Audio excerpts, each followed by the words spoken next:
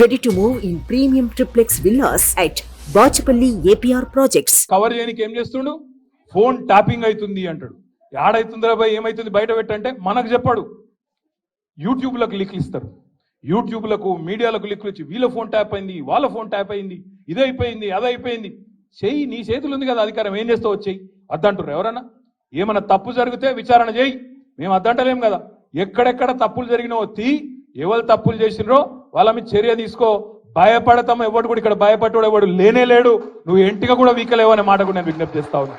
మీరు దయచేసి నేను మిమ్మల్ని కోరేది ఒకటే, మనం వీటికి ఆగం కావద్దు. 100 రోజులల్లా అస్సలు పనిచేసే తెలివేమో లేదు, కరెంట్ ఇచ్చే ముఖం లేదు, మంచిళ్ళు ఇచ్చే ముఖం లేదు, రైతు బంద్ చేసే ముఖం కాదు, రైతులు దస్తుంటే రైతుల పొలాలు ఎండుతుంటే ఆయన పోయే తెలివి లేదు.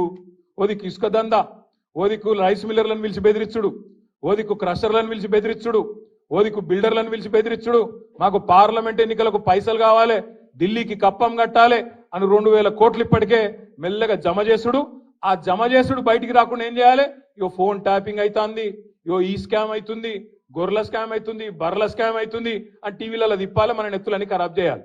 అసలు కథ ఏంది?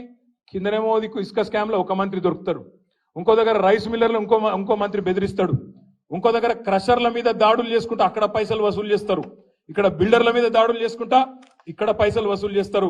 నేను అడుగుతున్నా రేవంత్ రెడ్డి, హైదరాబాద్ పరిధిలో ఇలా నువ్వే మున్సిపల్ మంత్రివి, నేను ఇదివరకు మొన్నటిదాకా నేను డిసెంబర్ దాకా నేను మంత్రిగా ఉంటి కాబట్టి నాకు తెలుసు డిపార్ట్మెంట్ లో ఏం జరుగుతుందో నాకు కూడా తెలుసు. ఇవాళ నేను అడుగుతున్నా, గత 3 నెలలుగా హైదరాబాద్ లో బిల్డింగ్ పర్మిషన్లు ఎందుకు వస్తలేవు? ఏ కారణం చేత బంద్ పెట్టినావు?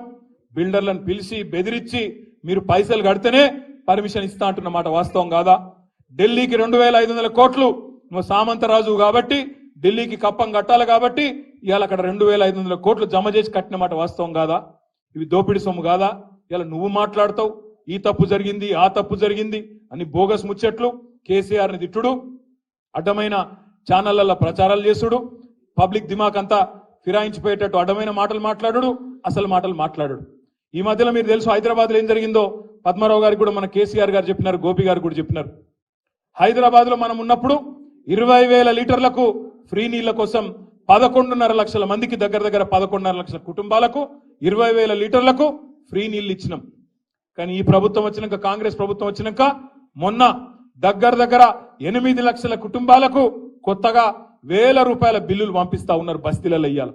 దాని మీద కొట్లాడవలసిన బాధ్యత మన మీదనే ఉన్నది అనే మాట నేను మీకు గుర్తు చేస్తా ఉన్నా. విజ్ఞప్తి. సుమన్ టీవీలో మీ పర్సనల్ అండ్ బిజినెస్ ప్రమోషన్స్ కోసం కింది నెంబర్ కి కాంటాక్ట్ చేయండి.